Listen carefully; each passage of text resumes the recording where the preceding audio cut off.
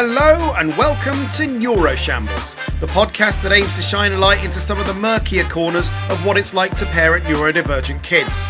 I'm Mark Allen, and every episode I'm going to be swapping stories with my guests about some of the frankly ludicrous nonsense we have to deal with on a daily basis.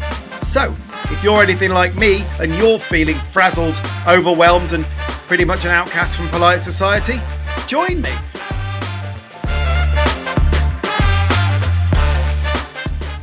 Hello and welcome to episode 22 of Neuroshambles. Firstly, let me start by saying a massive thank you to everyone for your kind messages from the last episode. I mean, I'd taken 2 months off. I was sort of expecting to come back and go, hey guys, and no one would be here.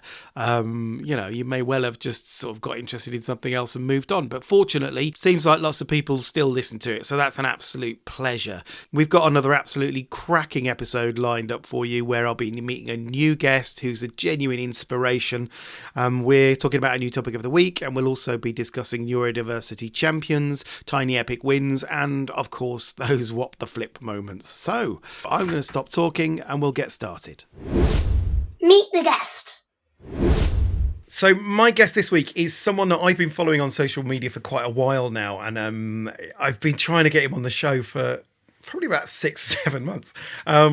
He is otherwise known as the Autistic Advocate, and he's an author, an academic, a public speaker, a trainer, a consultant. He's basically a polymath in the world of autistic advocacy, and I'm delighted to finally be able to welcome onto the podcast. It is the wonderful Kieran Rose. How you doing, Kieran? I'm doing really well, Mark. Thank you very much for having me, and apologies it's taken so long. As you just described, I get incredibly busy sometimes. So I know. And also when you're working in the world of kind of neurodivergency as well, I can't be a dick about it. You know, everyone's got their own way of doing things. I can't be like offended by it. I just sort of put the feelers out there and hope that someone is intrigued enough to come back to me. So, it's fully understandable. Yeah. I'm a great believer that things happen when they're meant to happen. So things happen, and when they do, they're usually quite good. I don't put any pressure on this particular episode, but yeah, okay, I'm feeling good about it. So obviously, when we welcome any guests to Neuroshambles, it's really important to know your setup and what neurodivergencies you have at play at your end. So what are you dealing with there, Kieran? Well, for me personally, I'm autistic. I'm probably ADHD, but I'm very undiagnosed. I have hypermobile Ehlers-Danlos syndrome. If we were going to go through a list of co-occurring conditions, I'd probably knock off about 20 or 30 of them. And then I've got 3 autistic children as well, right? Okay, and an autistic wife. So there's lots of stuff going on in our household. A big. So mix. what age are the children? My youngest is 11, my middle one is going to be 14 next week, and my eldest is 15. Okay, and all diagnosed? Yeah. Okay. All diagnosed autistic. All got their badges and their certificates. And the rubber stamping, yeah. Exactly. Awesome. Thanks for introducing your setup. Let's crack on. There's loads to talk about in this one. I'm genuinely excited to kind of really get under the bonnet of this one because there's a lot at play here. So, let's have a look at the topic of the week. What's the topic of the week? So this week's topic is something that I've touched on very briefly in quite a few previous episodes, but I wanted to take a deeper dive into it because it is so often a source of frustration and miscommunication in my own neuroshambolic household, and I'm sure in many other people's households, and that is the subject of conversation. Because I think conversation presents a really clear illustration of the disconnect that can sometimes happen between neurotypicals and neurodivergents, and the different expectations and the different sort of set of rules and conditions that are at play there when just having a conversation. So I wanted to look at it in a little bit more detail and understand what's going on. And obviously, you've done quite a lot of research into this kind of thing as well, haven't you, Kieran? And I listened to you do your interview on Neurodive, and I was really interested in what you had to say about it. So I thought you'd be the perfect guest to bring on and talk about it. Obviously, your household, though, is fully neurodivergent, so you don't have the fly in the ointment, essentially, which is the neurotypical. Just going, why does no one understand me?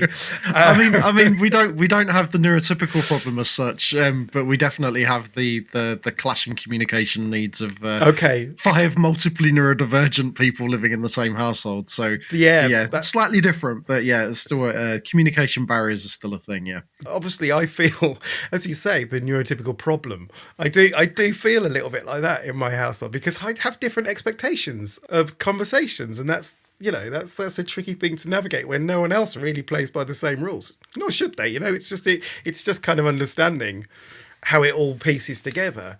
And I think one of the constant frustrations I get, and I don't know if you get this as well, is the amount of times I'm interrupted on a daily basis. It's insane. I cannot finish a conversation without one of my children just barging in. Do you have that as well? Yeah. Okay. Good. There's a strong prevalence of ADHD in our household as well. So there's constant kind of people talking over each other, people interjecting, and trying to frame a thought and get it out of your mouth is difficult enough at the best of times. But then you've got 2 or 3 other people who are trying to frame their thoughts and get them in as well. So yeah, it can be hard sometimes. So yeah, that level of interruption I have found difficult, not so much in the last few years. I've kind of gotten used to it, I think, as my children have gotten older and stuff. But I look at it as they've got something equally important to say, so why should I hog the limelight? Yeah. But also, they are essentially riding roughshod over everything you're saying. I appreciate their desire to get their point across. And it's interesting that you say that ADHD is, it is a driver of it, isn't it? It's that impulsivity. They can't hold it in. But then you've also got that little autistic blend of not really knowing when they're allowed to speak in this conversation as well. So it's kind of worse, I think, when I'm out and about, right? If I'm with my kids, any of my kids, and I meet someone in the street, that will not do in their world. They cannot accept that. They hate it because they don't just stay still and wait for me to have a conversation. I remember being out with my parents and they'd have a chat to people in the street and it'd be, oh God, he's speaking to someone else. My dad knows everyone in our hometown. So it took like about an hour to get from one end of the high street to the other, right? But I'd have to wait. My kids cannot do that. They can't tolerate it. So, Jay would just be like, flopping about and making noises. And then he would just come out with it and say, come on, daddy, let's go. And at that point, there's no sort of going, just give me a few more minutes or anything like that. It's like, right, no, okay. That's his line. We are done now. India is quite similar to Jay in this happened literally yesterday. I was out. I took India out. There was like a bit of a street fair going on.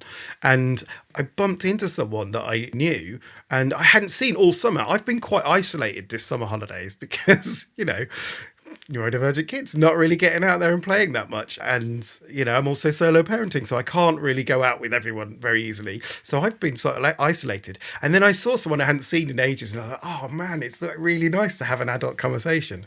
And I started this conversation and India was just literally started dragging me away. And then she went, that's enough blibber blabber for one day. It's like, oh, I love that. But like she's rationing my blibber blabber and I've now reached my limit. And like fortunately my friend also has a neurodivergent daughter, so gets it, but I felt a bit ashamed of my conversation. You know what your first mistake was there? It was having people to talk to. I know. So if I walk down the street, nobody talks to me and I don't talk to anybody else. Okay, so nice. Yeah, nice. so it's and that's not to say that I don't have friends, but I think part of the problem there probably is, in a weird sort of way, you've married into a completely different culture. To yours, so where there's different cultural expectations, different norms, and you are the minority within your household, aren't you? So it's a really. My wife said this for years. My wife always considered herself the neurotypical one. Okay. And it took her a very, very long time to realise that she was probably the most neurodivergent out of all of us. Okay, just high masking. Yeah, and so she was always the minority in our household, or she perceived herself to be. And then it got to the point where she realised, actually, no, she wasn't. She was one of us. She was just in very deep denial about it. So you're not encumbered by this particular issue then, because it's the thing that drives me crazy. Because it's either they'll just drag me away, or they'll just say, "Come on now, this is boring," which also happens, or they'll just fuck off. I don't know, like they'll just walk off into the distance, and they'll be like, "This is now dangerously far away from my children." It was like it was okay when they were like, I could run and catch them, but now I've got to get a bus. It's like, yeah, I need to get involved in the parenting. So so this is the end, and this has never been Mike, because I've always been the one walking off. So, okay, yeah, or the one going in the background kind of thing. Because Michelle was always the one, like if we went to Tesco's or somewhere, like it would take 3 hours to get around Tesco's, because she'd be stopping and talking to someone and we live in a very small town that she grew up in, where she knows everybody and everybody knows her. And so we just kind of stopped going out with her. Just let her run wild. Just let her run free. If you want to go and talk to people, off you go, kind of thing. We'll go and do our thing over here, and you do that. Give me the shopping list. We'll do that, and then you just have a chat. We just get it delivered now. So definitely. We just cut that problem off of the neck, Yeah, absolutely. But it's also, I think, something that as they get older, and as you get older, and as you age and evolve together, I don't know how old your children are, but it does. The dynamic changes, and I think you all. Takes years sometimes for you all to start locking together and walking in step with each other. Yes. So and especially when you've got a lot of things going on at home, or or maybe there's school issues and things like that, that can just impact that dynamic in all sorts of ways. And walking in step with each other is something that can happen. You just need to go with it. I live to see that day, Kieran. Because mine are what? So my oldest is 11, so same as your youngest, and then I've got a 9-year-old and a 7-year-old. So they're still at that age where it's sort of there's a lot going on there. There's a lot of high demand there, isn't there? There is. It's not just in the street and being out and about where the interruptions happen. It's worse at home, because this is their space as well, right? That was a huge difficulty, I think, with Tam and I, was that we could never complete a conversation. We would constantly be interrupted. And there's that feeling that what we're saying is just not important. Because what an adult has to say is of very little value to my kids. It's just blibber blabber to paraphrase my daughter. It doesn't mean anything. It's not because they don't see that actually there's a value in what we're saying and what we're talking about. It's actually really important, just like practicalities, like feeding you and clothing you and shit like that, right? We're very rarely just having a chat for fun. Because there's a lot of admin in our household. But it was very often Otto, who's my middle child, and he's autistic ADHD, but ADHD is that one comes to the fore, I think, with him a lot. So he can't wait for us to finish anything, so he'll jump in. And we've tried really hard to train him a little bit and to say, yeah, we're just talking at the moment. That's one of the things that we say more often than anything else in our household. It's like, we're just having a conversation. Just wait a second. So he'll wait. But obviously, I've said a second. That's a problem, because he thinks it's literally a second. That's my fault. That's not me, not on him. So he'll jump back in and be like, okay, no, just wait like 10 seconds. We just got to finish this conversation. And then he'll jump in again. And then the conversation becomes about finding him something to do so we can finish our conversation, because he needs constant interaction and he needs constant attention. And if we're both having a conversation with each other, the two people that can give him that attention are now occupied with each other. So we have to scaffold it, give him something to do. But then it becomes about that, and we get embroiled in like, oh, I don't want to read a book. Okay, well, what about this? And then that happens. And eventually that all finishes. He's settled down, and you come back to the conversation, completely forget what the fuck you were talking about. It's like, I don't know. It felt really important. And now, I don't know. Let's just go and hang out with Otto instead. That happens a lot. That used to happen less so now. I think, again, because mine are older, that need for attention isn't there because they've got Xboxes and things. And they've got friends they can yell at and over the internet, and that urgent impulse isn't kind of there so much now. But definitely when they were younger, that was a thing for us. And I think what you just described there, I think we quickly made the realization that by the time you've gone through the 4,000 things that the child could be distracted by while you finish your conversation, you might as well have listened to them. So, yeah, it's true. Well, one other thing that we do, we still do this quite often actually, because kind of my kids have a tendency to, my eldest particularly, to info dump about things that he finds incredibly interesting. Yeah. And when I've got the time, the headspace, I find them interesting as well. But a lot of the time I'm occupied with my own need to info dump and things to talk about. So, or if I'm working or it's not an appropriate time to kind of sit and listen to someone go on for 2.5 hours about maps in Eastern Europe between 1773 and 1822, So, and that is a thing. There's a time and a place, though, isn't there? Oh, yeah. There's a time. And there's a time when I'm happy to kind of listen to that stuff, but there's a time when I can't. So what I've always kind of said to my kids is, if I haven't got the capacity to listen now, is I don't want to invalidate you, but I can't listen to this right now because I haven't got the time.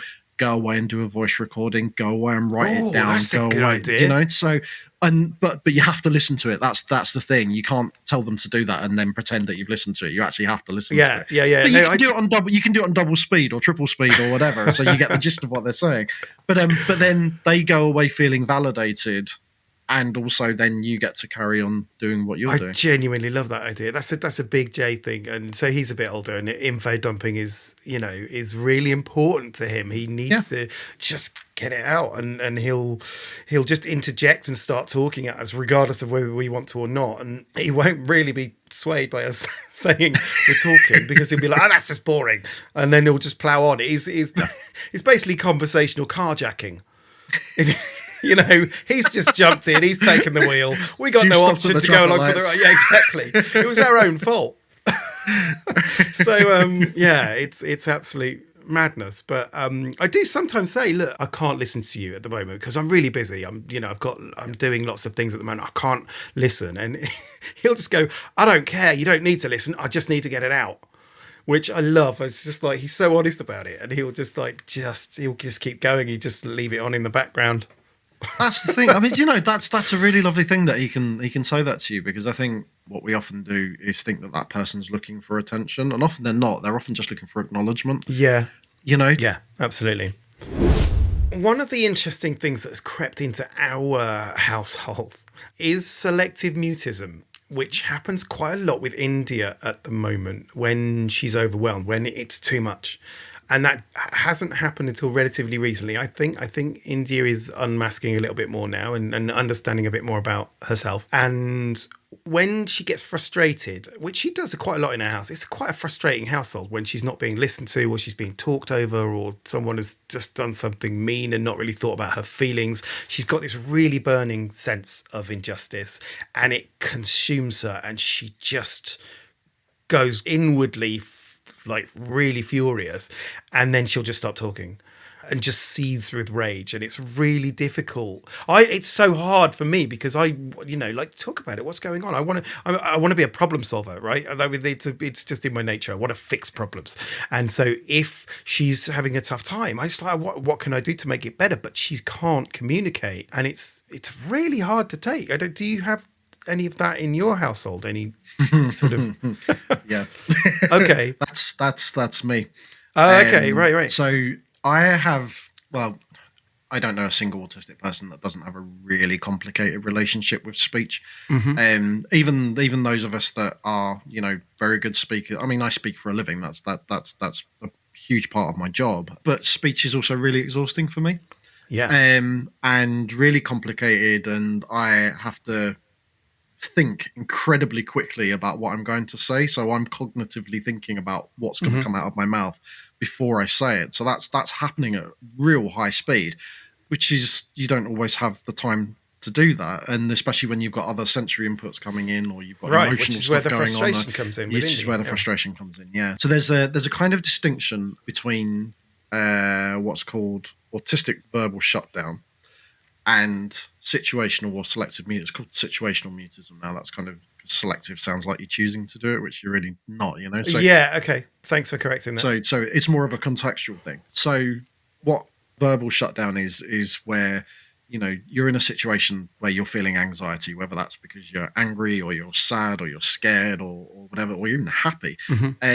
And you have no thoughts in your head because that whirling kind of thing just whirls so fast you can't latch onto anything, and it's like there's nothing there. It's just a blur. So nothing comes out of your mouth because you've got nothing in your brain to send to your mouth. And then the situational mutism, which is slightly different. Same anxiety kind of driven thing, but you know what you want to say. But quite similarly to, there's a co-occurring condition which is part of the dyspraxia family, which is called apraxia of speech, which is where the messages from your brain go to your mouth and you can't form the things that you want to say, which is why there are lots of non-speaking autistic people. Apraxia of speech is a part of that. So there's a physical and a kind of neurological component to that. Situational mutism is quite similar because there's a physical component to it, whereby you know what you want to say, the words get sent here, but it's almost like someone stuck a big cork down your throat. Yeah. It's stuck. Okay. So there's that physical, like when you watch something sad and you get that lump in your throat. Yeah. It's almost like akin to that kind of sensation. This is what happens with India. She talks through a closed mouth and like in a really strained way, almost like an animal noises. It's painful kind of. So like I can just about understand it's almost grunting. It's heartbreaking because I know that she's overwhelmed and I'd want to try and help the situation, but that's really interesting to understand a little bit more about where that's coming from. So it does sound like she's forming the thought. She knows what she wants to say, but it's kind of stuck. So that's when facilitating other forms of communication become really important. So if she's good at texting or an AAC app or drawing or writing, even a blackboard and a chalk, anything that can help her communicate in that kind of moment would be really, really beneficial to her. My youngest and I have spent years doing. We've got our own kind of like hieroglyph. Oh wow! Hieroglyph language that we kind of use with each other, and we have since they were very, very small because they're very similar to me, and that they don't speak. I speak a lot when I'm talking about autism because it's like this is my thing, and I talk about it all. But when I'm not talking about autism, I don't speak much. Okay, and actually our whole household is like we communicate through text a lot of the time. Speaking is when you need something bang in the immediacy. Yeah. If you don't need something immediate, then or you're not info dumping at someone, then text messaging is the way forward. This is a thing that Tam and I discovered when we were going for quite a tricky time and we were trying to kind of have conversations about what was going on. Tam would just shut down. Because Tam wasn't able to deal with my emotions and so would just shut down. And we found that texting was incredible. If I texted something, Tam would respond immediately, straight away, and really clearly as well. So we sort of evolved into this, which, I mean, to outsiders probably looked like it was really frosty. I was like, no, this is actually really helpful that I'm able to kind of say what I want and, from my viewpoint, dispassionately, because it's just text form, and then Tam could interpret that without going, oh no, he's cross or he's frowning or he's grumpy or whatever, and then not being able to actually just listen to what I'm saying and respond. It's really interesting. Yeah, it takes. If you think about kind of like even now having this conversation, obviously we're able to see each other. So I mean, I'm not looking at you much. I can see you out of the corner of my eye. Never look at the person. But it's like our brains are attuned to looking at not only listening to spoken communication, but cluing into body language and the emotional energy that's going on, which is a lot harder over Zoom. When you're in the room, it's a lot bigger. So, and then there's all the kind of the social things about kind of like what's my body doing and how are they interpreting what I'm saying, and all of that builds up and up and up, which all gets taken away if you're just talking to each other in text. Yeah. And that's why so many neurodivergent kids have much better social communication with other kids and other people when they're online or if they're on social media or whatever, because it just takes away all of the social anxiety. Yeah. From India's perspective as well, just going back to the situational mutism side of things, it was actually really handy when it came to her diagnosis. So she's on the diagnosis pathway at the moment, like obviously autistic, we know. We know. But she's now on the long waiting list for the kind of stage 2.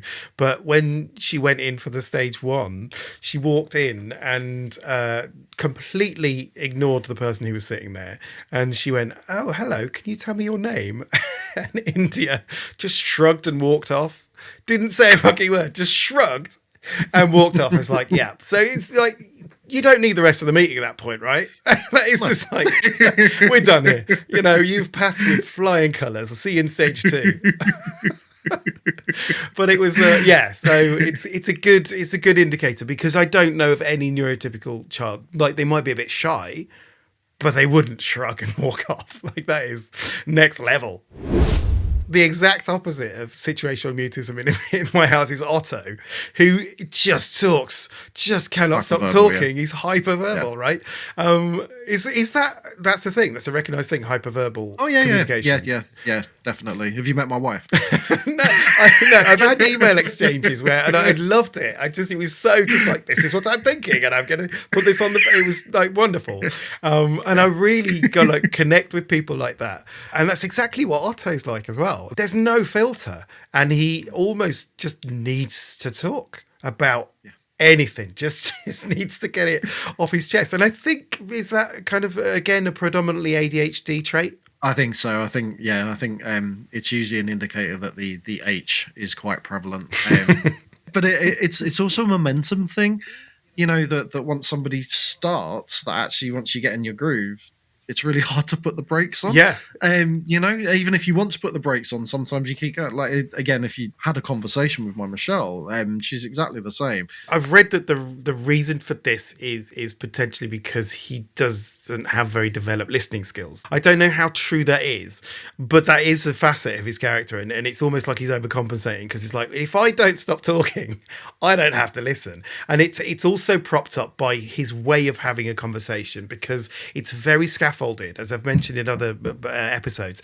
He doesn't have conversations in sort of a two-way, it's a one-way thing. So he will fire questions at you, or he'll be like, play a game, like he'll do would you rather, or he'll create a quiz. So he wants to have that engagement, but it's his way of sort of coping with it is to structure it. Yeah, that makes sense. And I think sounds a bit like there's a fair bit of masking behaviour there as well. Okay.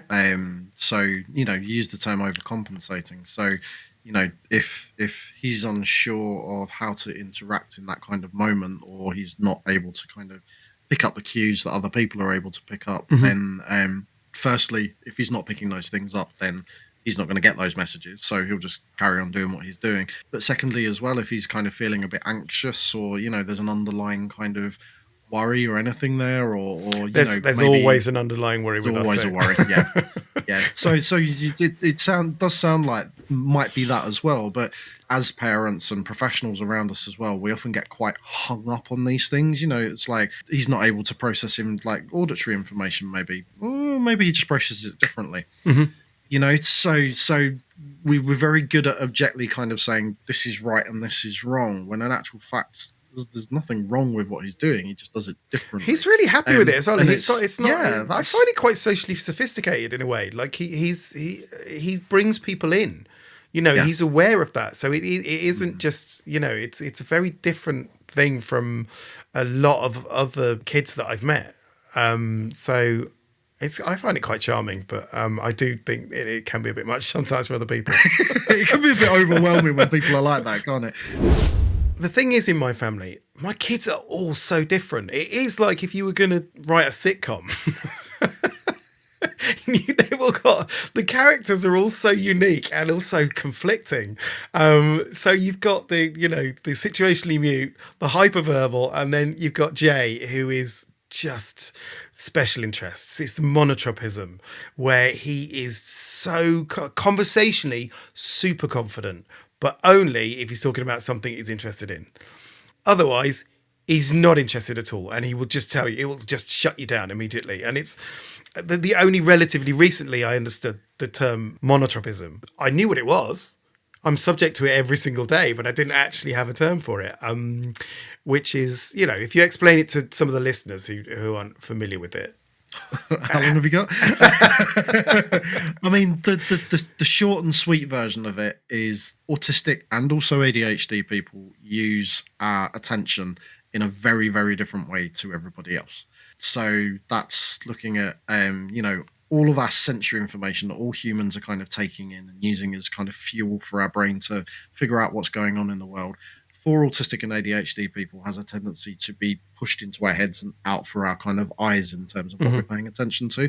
So that means that, we can lock onto things and figure things out in a much deeper way than most other people can. So most people can move their attentional state from kind of one thing to the next quite easily, but for people who are monotropic, it's something, once something's got our attention, it's really hard to pull our attention away. Some parts of that are things like special interests and stuff, the stuff that we're really, really passionate about, but it also works on a day-to-day kind of all the time kind of level as well. So stuff that I'm not interested in, but I'm intrinsically motivated to do because it serves a purpose for me. That's also stuff that I can have monotropic focus on as well. So like the washing up, because I do all the cooking. So I love cooking. So that means I have to wash the stuff in order to be able to use the stuff. But I hate washing up. But my attention is on that washing up, and if someone comes and interrupts me from that washing up, then God help them, because it's really dysregulating to be ripped out of that kind of that kind of flow state. Because you're so deep in thought and deep in focus. Exactly, it's focus on it. Yeah, so lots of people think it's just about special interests and hobbies and stuff like that, but actually it isn't. It's about whatever has your attention at that given moment, whatever you're intrinsically motivated to kind of get into, then that's where your attention is going to go. And what I find with Jay is that it's very hard to get him interested in anything I'm talking about, and that's where it becomes quite difficult. Because are you boring? I don't know. Well, I mean, I'm starting to think that way. Yeah, because I could have had the most interesting day. I could have been mauled by a tiger, and have that story. But if he's not interested in listening to it, it's nothing is going to hook him in, right? Like, he's just like, no, he'll just walk off, or he'll just zone out. He'll start humming. That's the worst one for me. He just starts humming to himself. It's like, come on, man, I'm telling you about something really important to me. But he was just like, no, he's not interested. And obviously, as a neurotypical, that's kind of weirdly offensive, because everyone wants to think what they have to say is really important, right? And then people are hanging on their every word. And I'm also aware that part of this is because I spent quite a long time doing stand-up comedy, so it's like it's inbuilt in me, right? I mean, you ask any comedian, right? They could be doing an amazing gig, everyone is laughing, there will always be one person who's not paying attention or who's not laughing, and it's that one person that you think about for the rest of the night. It doesn't matter that the rest of them are having a good time, and it's that, like, getting focus is really kind of ingrained in me because of that experience. It's a sense of failure, I guess, isn't it? Yeah, it is. Thanks for putting it so succinctly there, Kieran. Sorry, autistic language. No, I fail every day. Every conversation I have, I fail in my household. And that's, you'd think I'd get over that by now. No, not at all. Notice what I said. I didn't say you failed. I said it's a sense of failure. I know. So that's a perception, isn't it? And that's not just a thing for neurotypicals. It's a hard thing as an autistic person that wants to share the things that I find interesting. If other people aren't able to engage in that, or if my children or my wife or whoever isn't able to engage in that, then that's hits you hard right in the chest, doesn't it? It's a why aren't you looking at me like I'm special kind of thing, like, because this is really important to me. But sometimes I'll try and meet him, like he'll be talking about something, and I'll be like last week he started talking about mushrooms. He became interested in mushrooms. Like, I'm really interested in mushrooms and fungus. And you sure you're not autistic? I don't know what the fuck I am. I'm just me. So I was really interested in that, and I tried to sort of talk about this book, Entangled Life. I don't know if you know it. It's about mushrooms. Anyway, I was like, oh yeah, that's really interesting, because like there was some scientists that took some slime mold and they tried to model the Tokyo transit system on it. And I started telling Jay about that, and he was just like, not interested, and just walked off. And it's like, but I'm trying to meet you on something that you literally just said was interesting. But it's only interesting if he's talking about it. Like it's almost like he doesn't want a duologue. He just wants a monologue. He just wants to get it out. And it's the thing that I struggle with, because I love having conversations with people that can just merge and just go anywhere. You know, like I love having a conversation that could start out talking about dolphins and end up talking about like the emergence of Fela Kuti in the Afrobeat scene in the 1970s, right? Just like it can go... That was very specific. Yeah, it was. You know, it could go anywhere, and I like that it's not a deep dive into one thing, but it's just kind of, you know, just like catching butterflies, right? It's, there's another one, and that really kind of satisfies me. But not everyone is. Not everyone like does. That. Yeah, but you know, I think. What is important to so you know, your son at that moment had a particular fascination with mushrooms, and you have a fascination with mushrooms. He brought that to you. I think that's really special. Yeah, totally. No, I do. Info dumping is that, isn't it? Like it is a genuinely special thing where it's communication. They want to share something that is precious to them, and that it's not always the best time to do it, but yes, you're right. You have to take that with the spirit with which it's intended, which is that I want to share something valuable to me, and it's a gift. And there's a term for that we in the neurodivergent community call pebbling. Oh yes, which is what you must have heard of that. So it's what certain types of penguins do. They literally bring each other the gifts of pebbles, and they go and find someone. It's not a romantic thing. It's literally like, oh, I like you, I'm going to give you a present, and it's a pebble. Here you go. So that's what info dumping can often be. It can often be a gift. And it's not someone, you know, someone might have the motivation of sharing something with you because it's important to them. They might not recognize whether it's important to you or not, but because it's important to them and they know you care, that's a gift, that's a connection, that's a sharing. Yeah. So it might be that, yes, your son might not have wanted to know about the Tokyo metro system and how it was modeled on fungus, but you know, but there's levels of connection there that he saw enough in you to know that you would be interested in what he had to say. We can get hung up on our children are doing this and we're doing that and we're not matching, but actually you just don't recognize what it looks like. Yeah. Now, one of the things I wanted to pick up on something that you mentioned earlier, because it is genuinely fascinating, is why neurotypicals talk to other neurotypicals about fuck all. Small talk, right? Why, about things that don't mean anything. What is it? I used to hate it. And when I lived in London, actually, I don't know why that's significant, but I was rubbish at small talk and I hated it. But since I moved out of London, I've become a lot better at it, and I enjoy it. It is just saying something that is completely meaningless, chatting about the weather, right? We both know it's hot. We've got the sweat rings to prove it. We don't need to talk about it, but that's not what it's about. It's about sort of going, oh, I'm like you as well. I guess it's like, you know, we've got a shared bond. We both sweat. You know, it's a stupid bond, but for neurotypicals, it feels like it's validating for some. Yeah. I don't know if it's important. Maybe it is. I don't. But society is littered with small talk, and I completely understand why neurodivergents hate it, because it's fucking pointless. It is. Well, you know, I mean, from my perspective, it's pointless because it doesn't mean anything to me. But I think if it means something to somebody else, then it's important to them, you know? So I think... But it isn't, though. It's not like I've got a burning desire to talk about the weather. Look, it's not. Then why'd you do it then? Maybe that's pebbling. Maybe it's just like I'm just giving you a little pebble, just a conversational pebble. I am talking to you about a thing. It's not contentious because, you know, you're not going to launch into, you know, how about Brexit? Do you know what I mean? That's a big fucking boulder. That's not a pebble. There's too much there, right? What you need is just something light that's not contentious. You just do like little brief connection.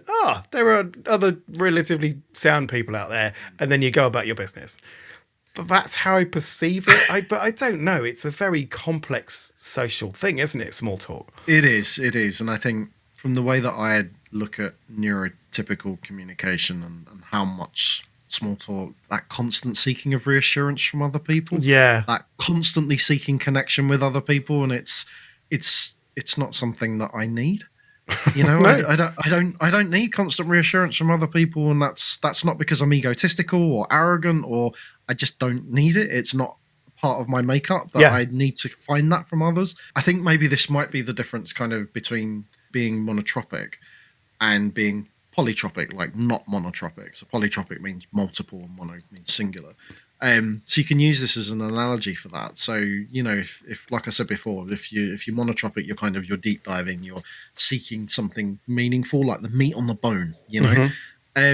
But when you're polytropic and your attention's moving around all the time from state to state, and it's not traumatic for you to do that, then you can't deep dive as well. You're not looking for the meat, like the initial point of contact is enough. There's the superficiality, for want of a better word. I don't mean that negatively, but, you know, in a way, people who are monotropic are deep diving and people who are polytropic are swimming on the surface, you know? So when you're having a surface experience, you look for short connections that's meaningful for you. But when you're needing richness, then you need meaningful connection, you know? But that's the thing with me. I'm both. You're in because, between, I mean, I might look at my podcast. I spend fucking 2.5 hours recording something about conversations, right? I love a deep dive. I absolutely love it. But I also really kind of like... the other. I like a bit of the other. I like a bit of everything. I just like people. I think that's what it is. It's funny. Yeah, there's no small talk in our house, basically. It doesn't happen. It's fine. And it sounds like you're missing it. Well, but there's fucking millions of people out there that I can do small talk with. The world is littered with neurotypicals seeking validation on a very, very small level. Tiny micro validations every day. There's a lot of needy people out there, aren't there?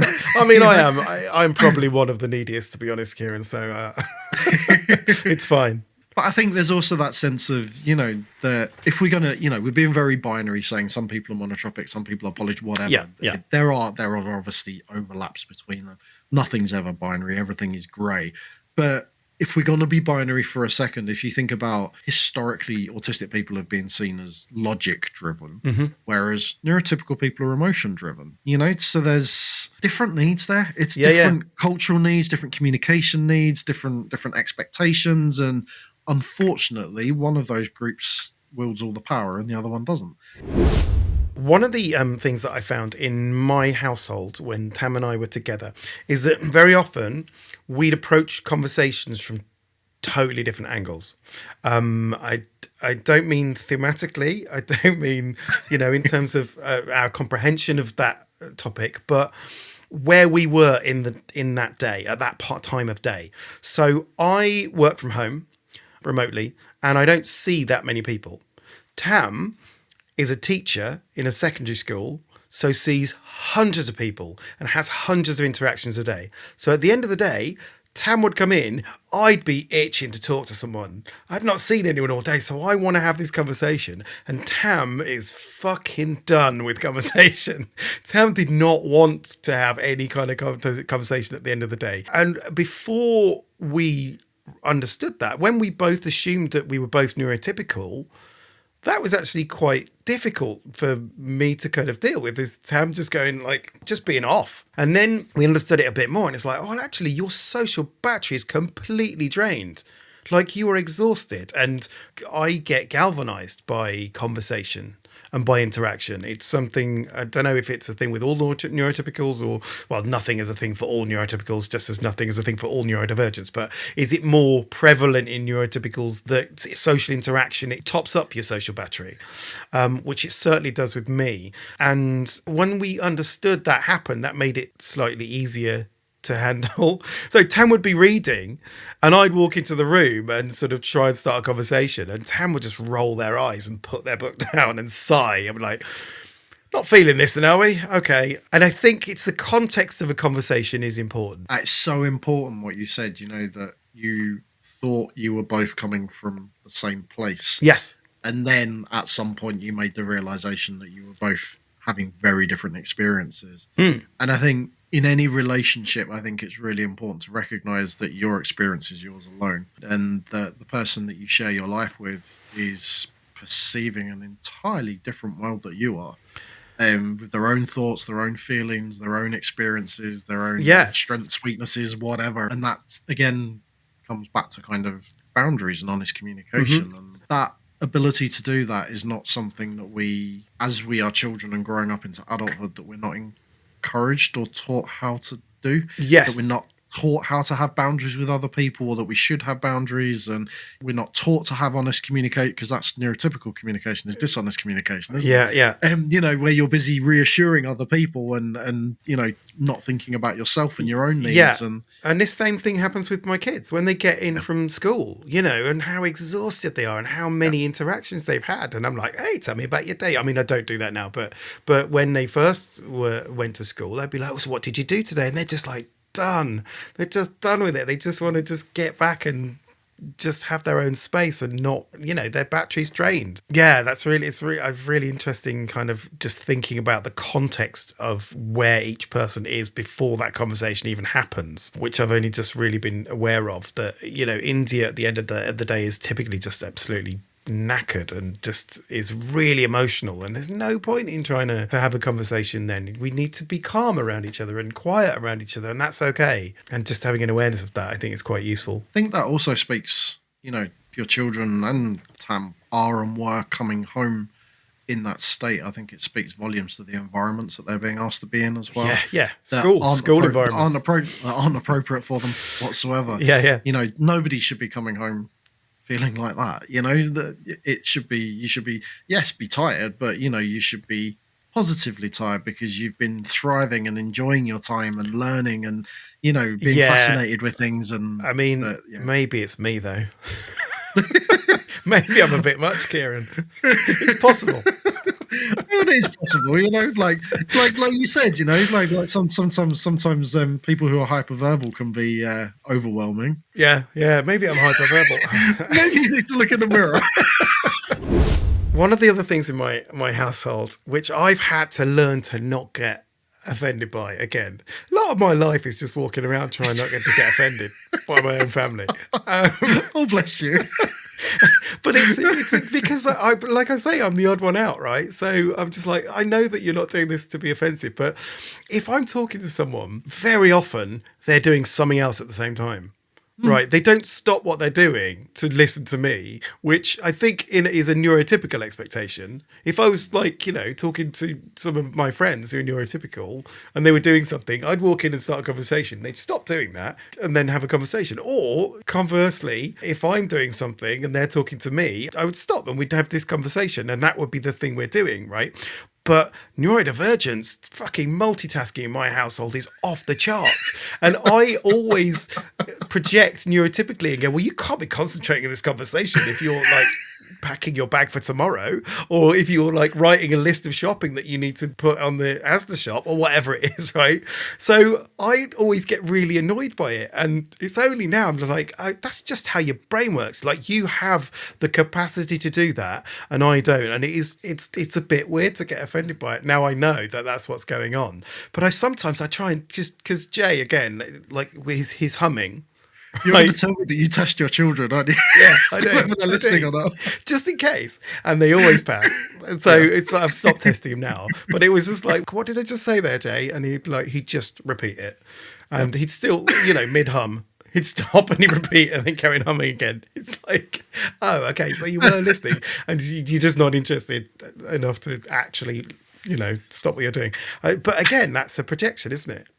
It is. And that's about your need for validation. It's more about me looking like what you've been conditioned to, or I was going to say what you've been conditioned to kind of look for, because that might be a thing, or it might be that that's how you're wired in order to kind of, that's how neurotypicals do it, basically. Yeah, that's another school thing as well, isn't it? That neurodivergent children often get punished for not listening with their eyeballs.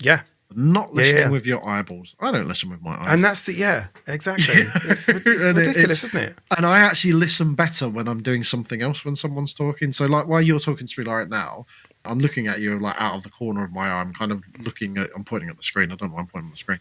I'm looking at kind of like the intersection of your chin, your red t-shirt, your checked shirt, and the microphone. My eyes are loosely around there.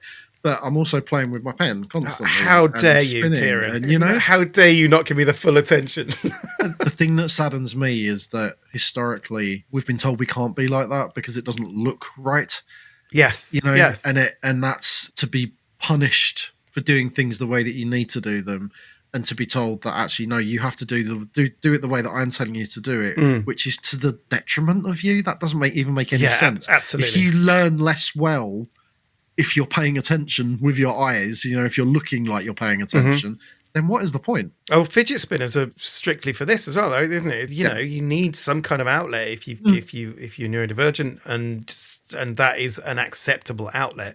Like Jay would much prefer to just get up and walk around the room, and if he could get away with that at school and it wasn't seen as disruptive, I think it might have been a bit easier for him. But because he's constantly on the move, he constantly walks around and chats and stuff, and obviously it's distracting to the neurotypicals, the precious neurotypicals amongst us.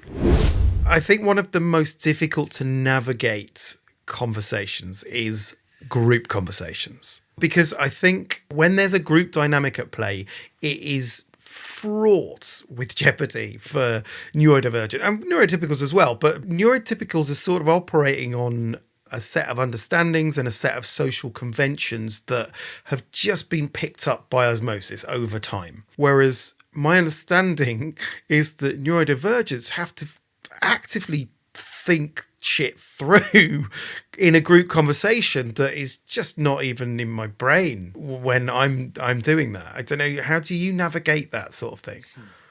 I avoid them. Yeah, it's pretty solid.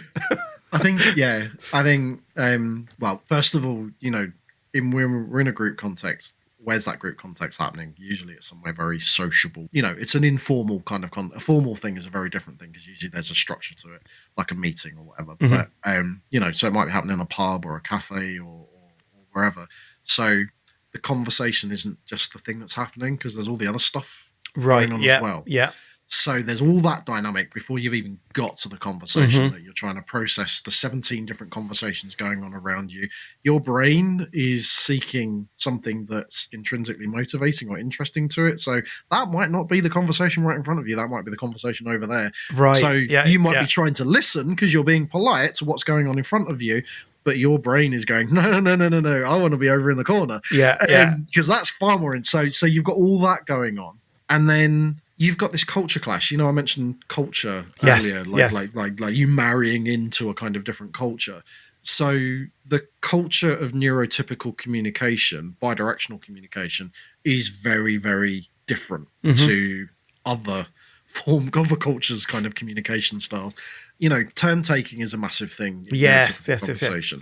So, that the immediacy of turn taking. So when autistic people converse with other autistic people, turn taking happens. It just happens over a longer scale. So there tends to be a lot of long in strings of information exchange backwards and forwards. So it's still turn taking. It just doesn't look like it because it's not fast. It's not flashing. Yes. And neurotypical conversation, because, I used the word superficial earlier when we were talking about polytropism.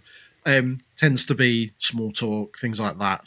Subjects move on very, very quickly. So for someone who's looking for a hook into that conversation, it's moving at speed, and my subject matter is changing rapidly as it's moving around from person to person to person, who intrinsically, like you said, knows when to interject, when to butt in, when it's safe to do so. And as an autistic person, you are interpreting a foreign language. You're looking for a hook. When you find that hook, you kind of go, I need to rationalize and ready my thoughts to say something really important about that important thing. And the conversation's moved on already. Some other dick has just said the same thing. Some other dick has just talked about dominoes or something, which you're not interested in. So you're constantly in this kind of paralysis of it sounds exhausting. Like, genuinely, it is exhausting. No wonder and very quickly training. You learn to just shut up and sit back and not engage. Yeah, as you say, there are so many unwritten rules and those subtle clues and the turn taking. When people are pausing to think about something they're about to say, rather than pausing to allow someone else to jump in, and it's just something that I think neurotypicals, for whatever reason, I don't know, there's not been like a training camp for this. It's just something that is understood, and it is hugely complex. And Tam and I found that we would go to a party together and we would approach it in completely different ways. And it was really interesting that we realised quite early on in our relationship that we did this, that I would go to the kitchen and chat to the people. Do you know what I mean? I chat to the large group of people. I'd be involved in those because, again, I'm galvanized by it. I like having conversations, sort of shallow conversations with lots of people. Tam would always go and find one person and just get some fascinating shit from them. Like really in-depth information. They would find that person in the party and just have a really lovely conversation with them. Or They become like temporary best friends. yeah, while I'm in the background, just like, talking to all kinds of people. And then at the end of the night, we compare notes. and Tam would be like, so what did you learn about those people? Like, absolutely nothing at all. Nothing. What did you do? I spoke to this guy who used to be big on the Moroccan pinball scene or something. And then he'd split up with his wife and set up a hat business. The amount of detail that they would be able to give me from one conversation they had with someone was really interesting. But they weren't interested in going into the kitchen. That was overwhelming. It was too much for them. And in hindsight, that was a very clear indication that Tam was neurodivergent, but we sort of overlooked that. So one of the things that my kids were sort of offered early on in our autism journey was social skills courses. And when we were offered them at the time, and I've spoken to Joe Matthews about this in one of my earlier episodes, you sort of go, well, yeah, they need help to navigate the neurotypical world. They need to have skills, and they need to be able to turn-taking conversations and to be able to use listening skills and all that. So I'm going to send them on these social skills courses. And they went to them, and I don't think I'd do that now. I think I'm in a different place now. In that it's okay that they don't interact in the same way. Obviously, in an ideal world, society would change, and society would understand that not everyone wants to have the type of conversation that we've talked about. Not everyone talks in a polytropic conversational sense, but we're not there yet. It's going to take a while till the world gets educated. But I just felt it was a little unfair. I don't know, actually. I'm not entirely sure how I feel about it, but I just know that it doesn't sit right with me that those kids are being trained to communicate with neurotypicals when neurotypicals aren't being trained how to communicate with neurodivergents. Yeah, it's a messy one, isn't it? So I have no issue with an autistic child being shown how other communication cultures work. Mm-hmm. If they're being validated in their communication culture, mm-hmm. which is the bit that never happens, and B, everybody else is being shown different communication cultures as well. Yeah. So social skills training for me is something that everybody should be doing, and it should be coming from a place of, this is you, and you are important, and the way that you work is absolutely valid. This is other people, and they are important, and the way that they work is absolutely valid. Let's find a compromise between And also just asking that question, how do you prefer to communicate? Yeah. So it becomes more of an open thing rather than like, we're going to take these kids out of the class and we're going to go and take them to a separate classroom and we're going to teach them how they can actually act like the kids in the classroom when they go back in. And I know that it's coming from a good place. It's not supposed to be kind of isolating, and it's not supposed to be othering. I get that, but it just... Well, it kind of is. That's the thing. When we say, there are never professionals, but I very rarely come across badly intentioned professionals. Yes, I come across well-intentioned professionals all the time, but also I come across incredibly egotistical professionals and professions. Mm-hmm. So who are very intent on... I talk a lot about, this is going to sound really random to start with, I talk a lot about imperialism and colonization.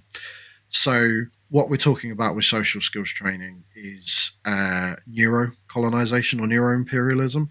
So imperialism is based upon this sense of, I'm right, And Yes. the way that you do things is uncivilized. Yes, So we're yeah. going to teach you how to do things the way that I do things. Mhm. We're going to dress you the way that I dress. We're going to give you the culture that we use. We're going to also steal all of your good bits. But we'll not talk about that bit because we're too busy making you like me. So, Yeah. but you'll never quite be like me because, of course, you can't be because I'm great and you're uncivilized. But we'll make the appearance of it, and that's all about making other people feel safe to you when you have power. Mhm. So, although it's well intentioned, it's still not coming from a good place when you're working on the assumption that the way you do things is the correct Yes. way Yeah. to do things. So that's where that kind of pathologization comes in, that othering, and that. So it is built in. It's actually built into those ideas and that ideology. But there's a lack of reflection and critical thinking that actually looks at that and thinks, "Oh shit, maybe I'm not perfect." So maybe I shouldn't be assuming that everybody else should do things the way that I do things. Yeah. And it's very cool. It's essentially masking lessons. Yeah, it is completely. Absolutely. Well, like- That's what it is. And the other thing is my kids were shit at it. They didn't listen. They're just like, yeah, whatever. What did you do? Oh, we, blew up some balloons and played some kind of game and didn't take anything from it. They haven't changed because well, firstly, they shouldn't. But secondly, because it's not a considered thing. Do you know what I mean? It's just who they are. You can't change the way that people choose to communicate, I think. Maybe you can. But it'd have to be longer than a 6-week course, which I think. Oh it was. yeah. No, that's ridiculous. I mean, it's a kind of, that's why there are therapies, and I use this term loosely. Interventions is probably a better word, like applied behavioural analysis, where kids are put through like 20 hours a week or something ridiculous of consistent kind of training. Neurotypical boot camp. Yeah, basically, that's effectively what it is. With the overwhelming threat of punishment and the reward of if you do things the right way, in inverted commas.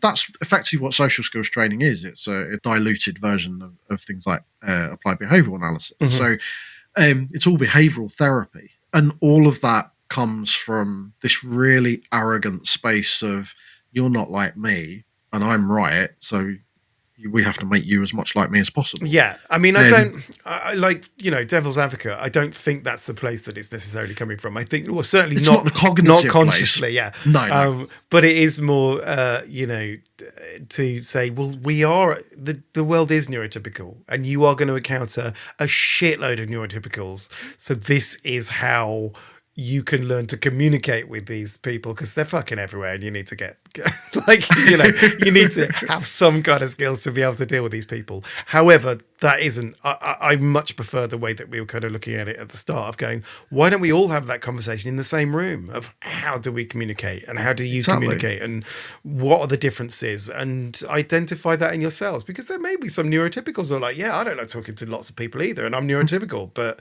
it needs to be a conversation with everyone rather than just the neurodivergents, I think. It's not all rubbish.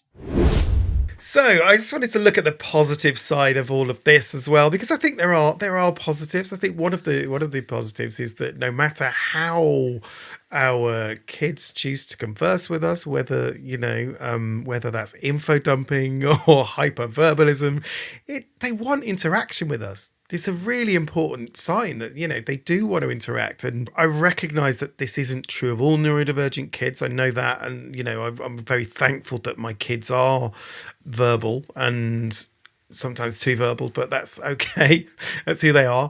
So, and I am sort of kind of appreciative of the fact that they want to communicate with me, so openly. We just need to learn how to interact with them on their terms. And that's, I'm sure that's true of non-verbal kids as well. They communicate, but it's on their terms. Yeah. Non-speaking people suffer from the inability of the people around them to facilitate meaningful communication. Yeah. Because speech is usually the end goal of everything. And if you're not someone who speaks, then that's a pointless end goal. Yeah, absolutely.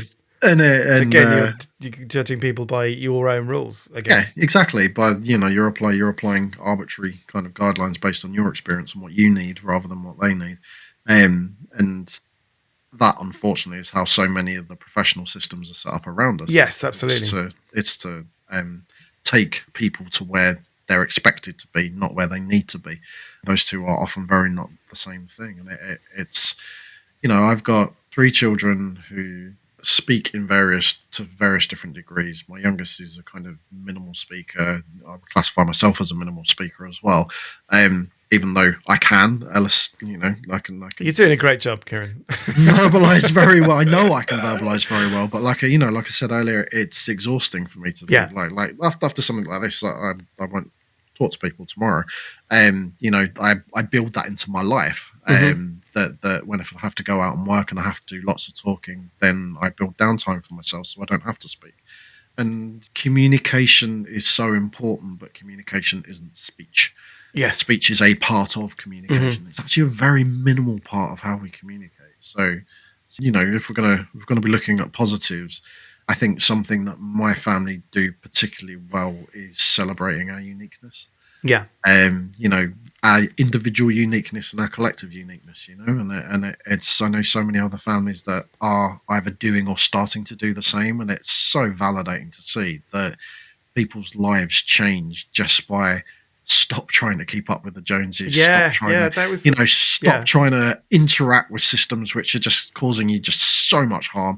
And that's dependent on how you do that is dependent on your own unique kind of privilege and what you're able to do and what you're not able to do. And that's going to look different for every family. But, it's just wonderful for me to see celebrating their diversity and embracing that. I think that's so important to how we move forward as a species, let alone anything else. Yeah, absolutely. Just a final note on the positives is that Jay has been in a particularly dark place lately. I think, he's suffering from what we recognise as autistic burnout, and he's not really wanted to come out of his room very often, but more and more now in the summer holidays, I think partly the lack of school is helping.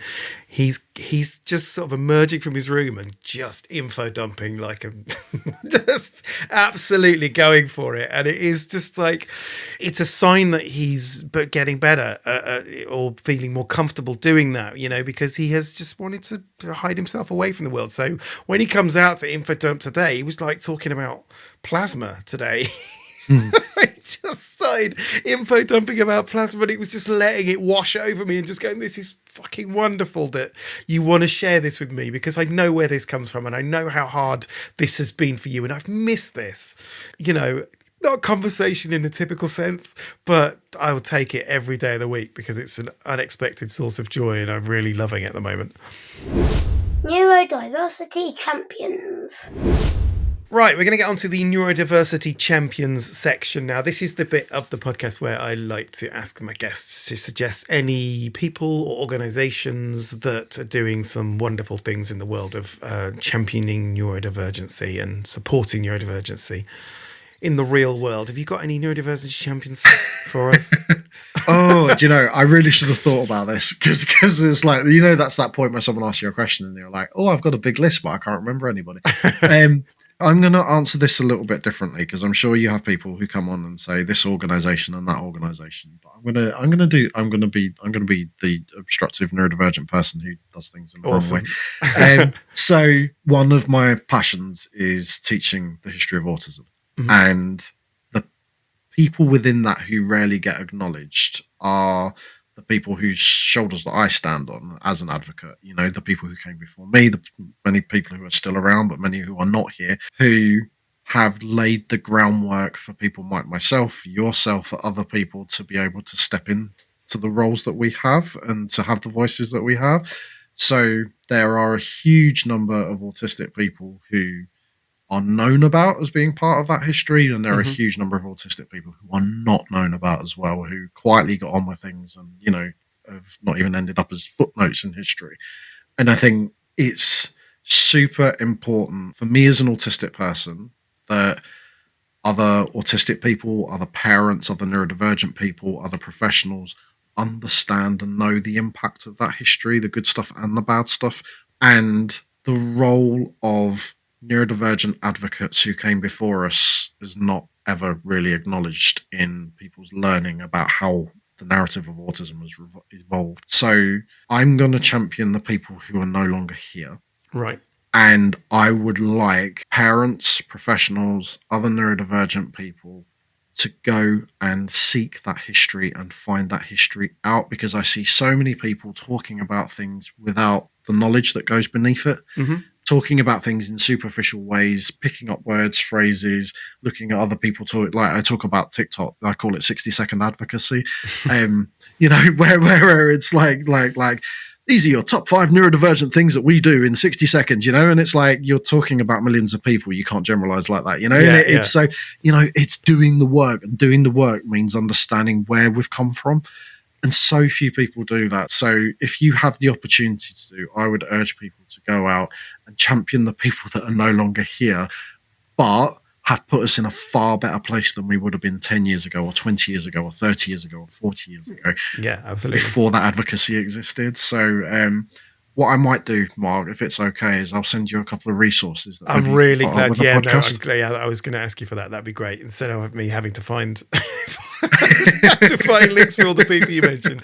No, that'd be amazing. Yeah, I'll put that in the show notes. That's really important to me as a teacher and as a trainer. So I want other people to see the importance of that as well. Brilliant. Okay, thanks for that. Obviously, another neurodiversity champion is yourself. Don't be coy. You're constantly championing neurodiversity and advocating for it. So maybe just tell us a little bit more about what you do and how you do it. Wow. So now I'm at the point where, like you said at the beginning, when you gave your description of me, I wear like a gazillion different hats. And one of the things that I most enjoy, well, I enjoy training, and I have trained probably thousands of professionals now. I started off reaching just small numbers of people, then started reaching lots and lots of people, and then realized actually I can talk out into the ether, but actually I need to see change happening in front of me.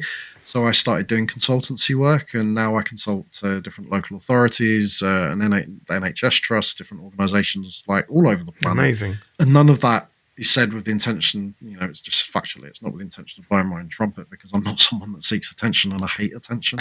It makes me really uncomfortable. But I don't do any of what I do kind of, getting paid's nice and having a roof over my head and feeding my children is lovely. But my intention is not to earn money. My intention is not to kind of get success. My intention is that we have a community that is full of people that are dying unnecessarily, and that I have managed to get myself in a position of privilege, and I need to use that privilege in order to make change. Yeah. And so that's what drives me. Yeah, which is amazing. And I'm not praising you because I know you don't like it. I switch off. But your website's got loads of amazing resources and some really interesting stuff on. So what is your website, if you let the people know? It's www.theautisticadvocate.com. Right. And I will put a link in the show notes as well, so people can kind of follow up on that and have a little rummage around all of the amazing content that you've got on there. Tiny epic wins.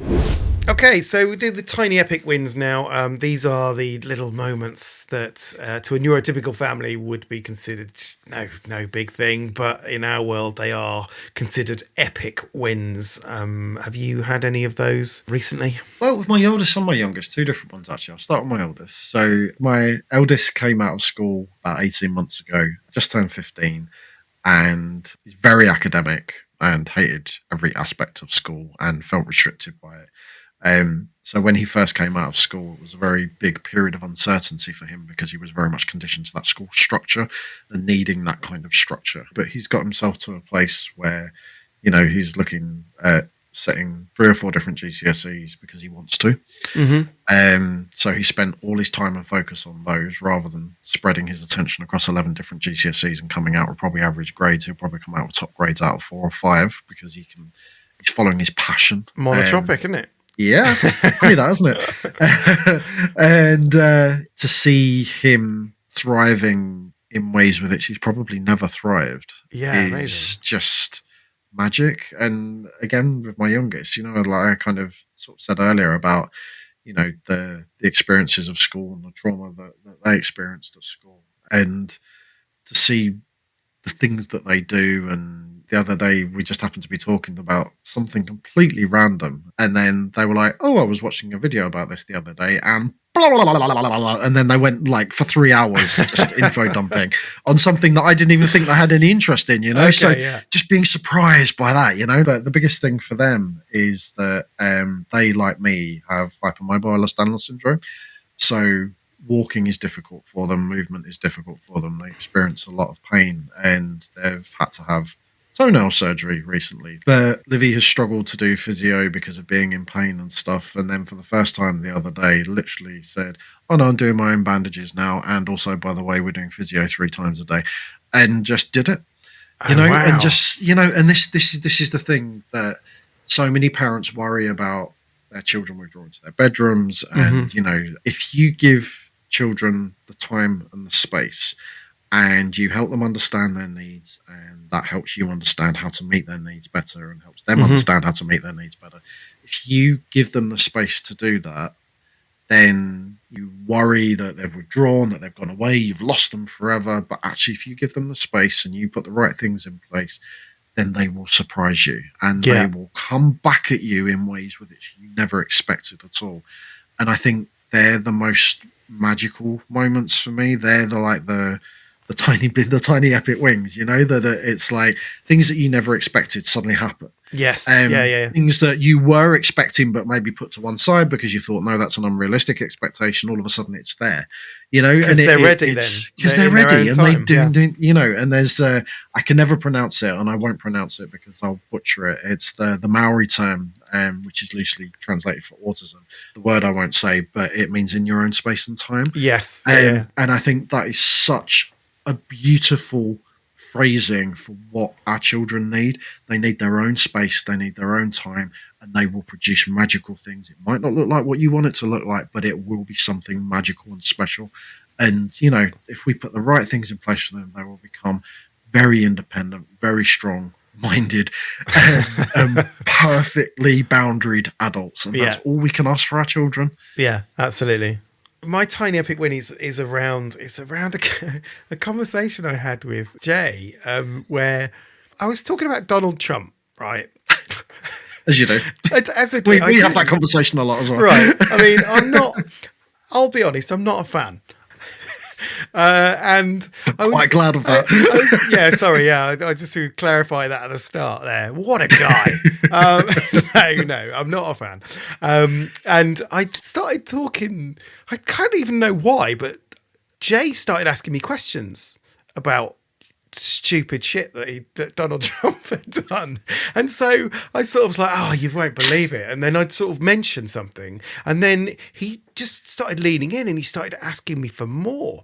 And I remember he was stood at the top of the stairs. He wasn't standing still. He was like holding himself up on the wall, but I was at the bottom of the stairs, and it just like, I was aware that this never happens. He doesn't ask me questions about something he doesn't know about for me to teach him about it. So I was just like absolutely loving this interaction where I'm sort of like telling him all this absurd shit, and he's loving it and asking me for more and more and more. And I realised as I was doing it, it's like, oh, fuck, I think this is my special interest. I think I'm on my special interest. And I think that might be why he was enjoying it. Because we kind of met in that way, that he got why... He got my passion, right? I was info dumping on him for once.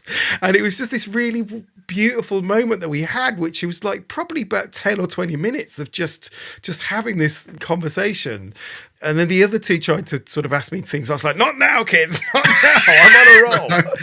I don't care if you're dying. Yeah, this doesn't happen. Just stem the bleeding and hold on for a bit.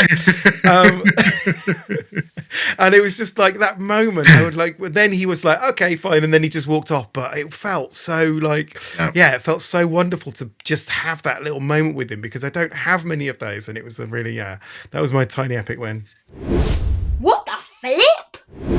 Right, we've got the what the flip section now. This is I love the what the flip section of my podcast. It's these are the moments where our kids will say or do something that completely baffle you and flummox you and make you go, what? Happens regularly to me. Do you get many of these, Kieran? I get them more with my wife. That's fine. That's valid. I'll take that. Not sure what I can say that wouldn't get me divorced. Okay. So no. Actually, it's my middle boy. He's very quiet and very lovely and unassuming, and he can be a little naive, shall we say. Mm-hmm. And sometimes things just go sailing over his head, that like jokes and like family banter and stuff like that. He misses things all the time. But every so often, he comes out with something which just stuns everybody in its audacity. It's like this very, very quietly unassuming person will say something that's so incredibly funny and such a burn that it will just stop everybody in their tracks. And he did it the other day, and he was talking to his mum. His mum went through a period of picking up speeding tickets. Right. She's very careful about her driving now. She got 3 very quickly, and we were all talking to each other, and we were just all having this like level of taking the mickey out of each other. And usually he's the butt of the joke, bless him. And he just turned to his mum, who's usually the next level of the butt of the joke, and he was like, "Well, at least I haven't got speeding tickets." I might do all these all terrible things that you think are terrible, but at least I haven't been arrested for driving too quickly. And she was like, "You don't drive." How is that ever going to happen to you when you're not even someone who gets in a car and drives it? But it was, where did that come from? But it works, because usually, like I said, he's the butt of the jokes, and it stops him being the butt of the joke because everyone's really confused. Nice work. I've got a couple of What the Flip moments this week. India features in What the Flip moments, okay. And this isn't the one that I mentioned earlier, which is the stop the blibble blabble, or whatever she was. She said blibble blabber. No, India's decided she wants a pet onion. She's like, "Have you got an onion?" Okay. I was like, "Yeah." She was like, "Right, I want a pet onion." I was like, why on earth do you want a pet vegetable? And she just went, "Because vegetables are my thing." So you cannot argue with that, can you? So I gave her an onion, and she's now drawn a face on it and called it Martin. And he now has his own bed next to hers. What will happen to Martin when Martin turns blue and powdery? We'll have that conversation later. Yeah. I think it's a good introduction to the fragility of life, isn't it?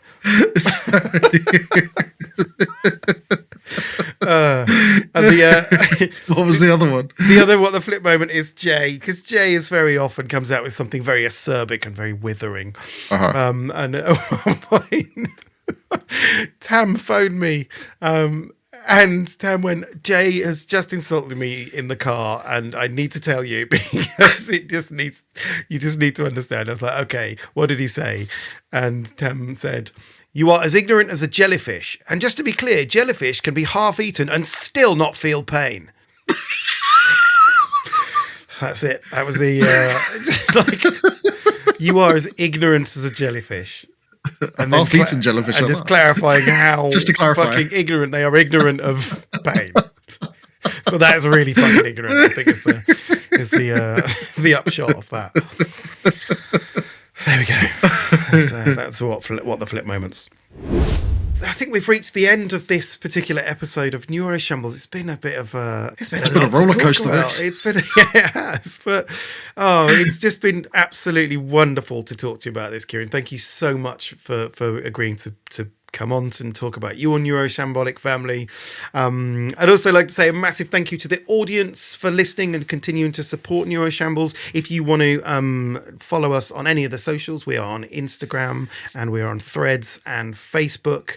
And if you want to email us about any topics you want to hear us talk about, or if you've got any What the Flip moments you want to share, then please feel free to send those in to hello@neuroshambles.com. I think that's about it for now. So all that remains for me to say is have a nice life.